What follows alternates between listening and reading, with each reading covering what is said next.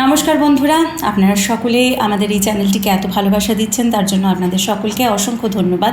আমরা মোটে আমাদের ইনিশিয়েটিভ থেকে শুরু করেছি এই চ্যানেলটি, ছোট্ট একটি বাচ্চা চ্যানেল।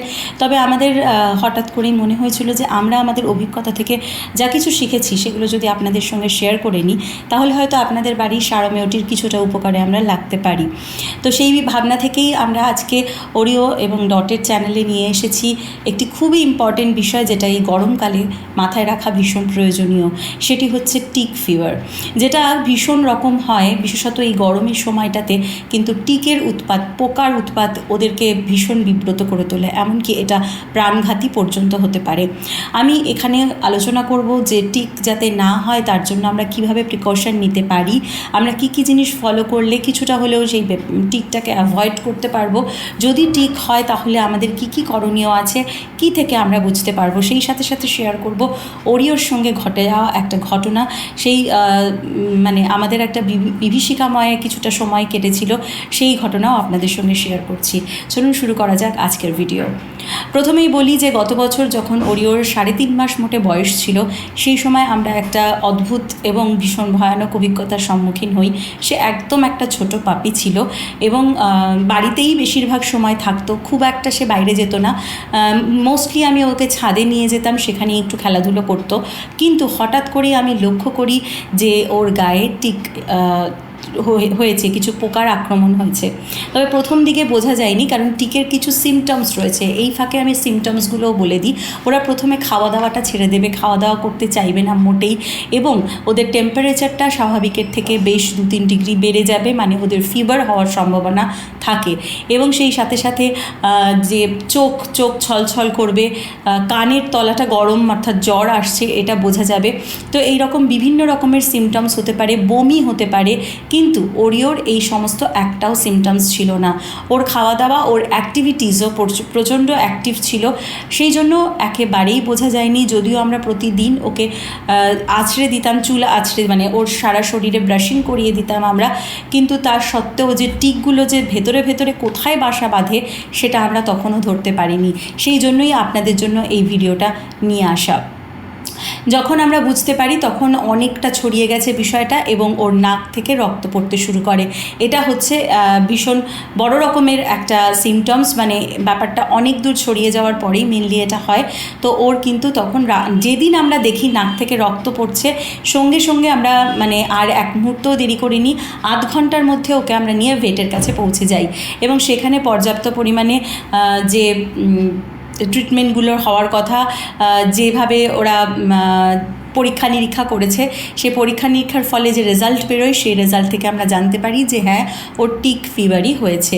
এবং সেই সাথে সাথে প্লেটলেট কাউন্ট অনেকটা ডাউন। এবং সেখানেই আমরা ভীষণ ভয় পেয়ে যাই, কারণ ডাক্তারবাবু আমাদের যিনি ছিলেন, তিনি প্রচণ্ড ভগবান তুল্য, দেবতুল্য মানুষ ছিলেন। সেই জন্যই তিনি কিন্তু বারবার ওকে উনি নিজে ফোন করে করে আমার কাছে খবর নিতেন, এবং ওনার কাছ থেকে জানতে পারা অভিজ্ঞতাগুলোই কিন্তু আজকে আপনার সঙ্গে শেয়ার করছি। কোথায় কোথায় মেনলি টিকগুলো লুকিয়ে থাকে, ওদের কানের পেছনে, কানের যে অংশটা, পেছন দিকটা, সেখানে কিন্তু টিক লুকিয়ে থাকে প্রচুর রকমের। প্রথমে ছোট ছোট ছোট, আপনারা হয়তো বুঝতেও পারবেন না, কিন্তু তারপরে কিন্তু তারা বংশবিস্তার করতে থাকে। কানের ভেতরে টিক হতে পারে, যদিও ওরিওর কানের পেছনে বা কানের ভেতরে কোথাও আমরা টিক পাইনি, কারণ ওকে রেগুলার পরিষ্কার করানো হতো, তাই সেই সব জায়গায় টিকের আক্রমণটা হয়নি। ওর গায়ের লোমের ভেতরে ভেতরে চামড়াতেও নয়, লোমের ভেতরে ভেতরে টিকগুলো ছিল। এবং আমাদের যেটা হয়েছিল সেটা হচ্ছে, একবার ওকে আমরা আমাদেরই আরেকটি বাড়িতে নিয়ে যাই, সেটি হচ্ছে বোলপুরে।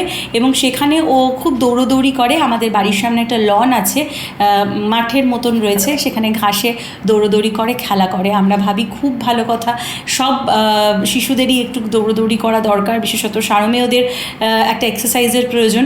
কিন্তু সেখান থেকেই যে একটা ভয়ঙ্কর ঘটনা ঘটতে পারে সেটা আমাদের স্বপ্নাতীত ছিল। এবং ওই ঘাসের মধ্যেই এই টিকগুলো থাকে, সেই টিকগুলোই কিন্তু ওর গায়ে চলে আসে, এবং তারপরে তারা ধীরে ধীরে ভেতরে বংশ বিস্তার করতে শুরু করে। যেহেতু ওকে প্রতিদিন ব্রাশিং করিয়ে দেওয়া হতো, সেহেতু চামড়ায় খুব একটা লেগে থাকেনি, কিন্তু লোমের ভেতরে ভেতরে ছিল। এবং ওরা কিন্তু ওরই শরীর থেকে রক্তপান করে বেঁচেছিল, যার ফলে ওর শরীরে রক্তের পরিমাণ কমে যাচ্ছিল। এবং অ্যানিমিয়া দেখা দিচ্ছিল। তো এই ভয়ঙ্কর পরিস্থিতি থেকে আমরা ওকে উদ্ধার করি কিভাবে, তখন সেখানে অ্যান্টিবায়োটিক চলে, 28 দিনের একটা কোর্স চলে। এই অ্যান্টিবায়োটিক যখন খাওয়ানো হয় তখন কিন্তু একবারও একদিনের জন্য সেটা মিস করা যাবে না। যদি কেউ এই 28 দিনের মধ্যে কোনো একদিন মিস করে ফেলে তাহলে কিন্তু তাকে আবার নতুন করে কোর্সটি সম্পন্ন করতে হবে। এবং সেই সাথে সাথে যাতে রক্ত বাড়ে সেই জন্যে একটি ওষুধ দিয়েছিল। আমি কোনো মেডিসিনের নাম করছি না, দু একটি মেডিসিন ছাড়া, যেগুলো সকলেই জানে, সেগুলো ছাড়া আমি খুব একটা মেডিসিনের নাম উল্লেখ করছি না। আপনাদের আমি প্রার্থনা করব আপনাদের বাড়ির পোষ্যটির যাতে এই রোগটি না হয়, কারণ এটি ভীষণ প্রাণঘাতী এবং বাচ্চাদের শরীর থেকে সমস্ত এনার্জি পুরো ডাউন করে দেয়। তো সেই সময় আমাদের লাস্ট যে সামারটা সেটা খুবই কঠিন গেছে। তো এই সময়তে ওকে দেওয়া হয়েছিল ওই রক্তবর্ধক একটি টনিক, এবং সকালবেলায় ওকে দেওয়া হয়েছিল একটি লিভার টনিক। যেহেতু এত ওষুধ অ্যান্টিবায়োটিক খেতে হচ্ছে সেই জন্য লিভার টনিকও ডাক্তার রেকমেন্ড করেছিলেন। এই 3টি ওষুধ দিয়েই কিন্তু ও সেরে গিয়েছিল এবং শরীরের থেকে টিক প্রায় উধাও হয়ে গিয়েছিল। তারপরে তার মোটামুটি 15-20 দিন বাদে কিন্তু ওকে 2টো ইঞ্জেকশনও দেওয়া হয়েছিল। শুধু যে এই 3টে ওষুধ তা নয়, ওকে 2টো ইঞ্জেকশন আফটার 15 ডেজের একটা গ্যাপ দিয়ে ওকে 2টো ইঞ্জেকশন পুট করা হয়েছে। এবং সেই ইঞ্জেকশনটা একটু মারাত্মক, শরীর টরীর জ্বলতে পারে, আমাদেরকে বলেছিল একটু সাইড এফেক্ট থাকবে, কিন্তু কিছু করার নেই, এতটা ছড়িয়ে গেছে, এই ইঞ্জেকশনটা জরুরি। তবে এই সমস্যাটার থেকে কিন্তু ও রিকভার করে যায়। এবং তার সঙ্গে সঙ্গে যে খাবার দাবারগুলো আমাদেরকে বলা হয়েছিল যে বয়েলড চিকেন দিতে, তো আমরা বয়েলড চিকেন খাওয়াতাম। ওর শরীরে তখন শক্তির প্রয়োজন ছিল, সেই জন্য প্রচুর পরিমাণে বয়েলড চিকেন ওকে দেওয়া হতো। এবং অবশ্যই ওদের ডগ ফুডটাও ও খেত। ডাক্তার রেকমেন্ড করেছিলেন ওকে কিছু ফল দিতে, সেক্ষেত্রে বেদানা, আপেল, এই ফলগুলো কিন্তু ওকে দেওয়া হতো। এবং সেই সাথে সাথে রোজ একটি করে কাঁঠালি কলা আমাদেরকে দিতে বলা হয়েছিল।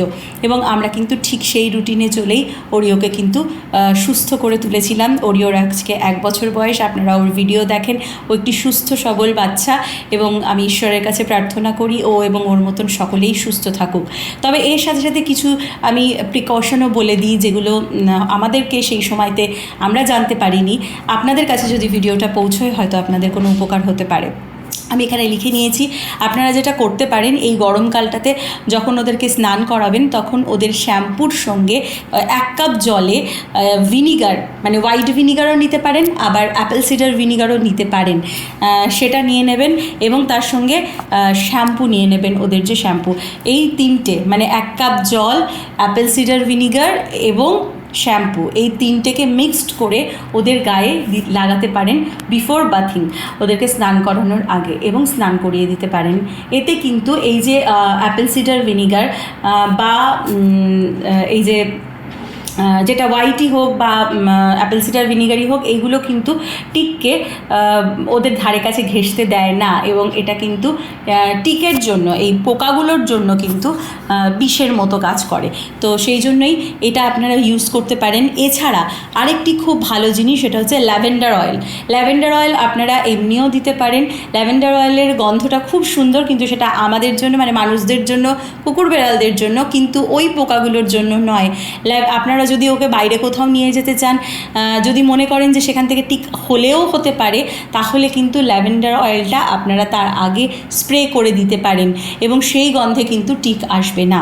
ল্যাভেন্ডার অয়েলটা আরও একটিভাবে দেওয়া যায়, সেটা হচ্ছে পেপারমিন্ট নেবেন 2 ড্রপ, ল্যাভেন্ডার অয়েল নেবেন 2 কাপ, এবং সেই সঙ্গে সঙ্গে লেমন গ্রাস কয়েক ফোঁটা এসেন্স, এটা নিয়ে একটা স্প্রে তৈরি করে রাখতে পারেন। এইটা কিন্তু আপনারা বারবার যদি ওদের গায়ে স্প্রে করেন, ওদের কিন্তু কোনো ক্ষতি হওয়ার সম্ভাবনা কম, বরং ওদের কিন্তু এই পোকাগুলোর হাত থেকে বাঁচার সম্ভাবনা বেড়ে যাবে। এবার যদি কারো সত্যি মানে এই সব কিছুর পরেও, এটা তো একটা রোগ, মানে আমাদেরও যেরকম আমরা অনেক যদি নিজেদেরকে যত্নে রাখি তারপরেও হয়তো কখনো কোনো রোগ আমাদের শরীরে বাসা বাঁধতে পারে, ঠিক তেমনটাই ওদের ক্ষেত্রেও হতে পারে। কিন্তু তারও তো কিছু মেডিসিনস রয়েছে। এই সমস্তভাবে ওর ট্রিটমেন্টটা কমপ্লিট হওয়ার পরে ওকে যেটা রেকমেন্ড করা হয়েছিল সেটা হচ্ছে ব্রেভিক্টো। এর 2টো রয়েছে, এবং এই 2টো ওষুধই আমি জেনারেলি এখন ওকে দিই। একটা হচ্ছে ব্রেভিক্টো, একটা হচ্ছে সিম্পারিকা। সিম্পারিকার থেকে থেকে ব্রেভিক্টোটা অনেক বেশি স্ট্রং, যেহেতু সেই সময়তে ও একটা মানে আক্রান্ত ছিল, সেই জন্য সেই সময় ওকে ব্রেভিক্টোই প্রেফার করেছিলেন। এটি একটু কস্টলি, কিন্তু মোটামুটি 7-8 মাস 9 মাস পর্যন্ত কিন্তু কাভারেজ দেয়। এখন যদি ওকে আমি অন্য কোথাও নিয়ে যাই, ওকে ওই যে ব্রেভিক্টো দেওয়া হয়েছিল তারপর থেকে আমি কিন্তু আর অন্য কোনো ওষুধ দিইনি, যদিও ডাক্তার সিম্পারিকাটা এরপরে রেকমেন্ড করে রেখেছেন যে এরপর যদি বাইরে যেতে হয় ইন দ্যাট কেস আমরা সিম্পারিকা দিতে পারি, কারণ সিম্পারিকাটা ওর থেকে একটু কম স্ট্রং, কারণ এই ওষুধগুলো তো একটা তো সাইড এফেক্ট থাকেই, সিমটমস থাকেই, তো সেইগুলোর থেকে ওদেরকে রক্ষা করে। এছাড়া আপনারা কিন্তু স্পট অনও দিতে পারেন, স্পট অনও ইউজ করতে পারেন, কিন্তু খুব বাড়াবাড়ি হয়ে গেলে স্পট অন তখন খুব একটা কাজ করে না। তো এই হচ্ছে আমাদের আজকের ভিডিও। আপনাদের ভিডিওটি কেমন লাগলো অবশ্যই জানাবেন, এবং যে কোনো রকম এমার্জেন্সিতে সবার প্রথমে আপনার ভেটের সাথে কথা বলুন। আপনাদের শুধুমাত্র নলেজের জন্য যে জেনে রাখা প্রয়োজন আমরা কি করব, বা নাক থেকে রক্ত বেরোলে সেটা যে টিক ফিভারের সিমটমস হতে পারে সেটা কিন্তু সেই মুহূর্তে আমরা বুঝতে পারিনি, কারণ নাক থেকে রক্ত আরও অনেক কারণেই বের হয়। আমরা সেগুলো নিয়েও আলোচনা করব। আপনারা আমাদের কাছ থেকে আর কি ধরনের ভিডিও চান অবশ্যই জানাবেন, এবং আমাদেরকে কমেন্ট করে উৎসাহিত করুন। আপনাদের কমেন্টের অপেক্ষায় রইলাম। কথা হবে আবার নতুন ভিডিওতে। সবাই ভালো থাকবেন।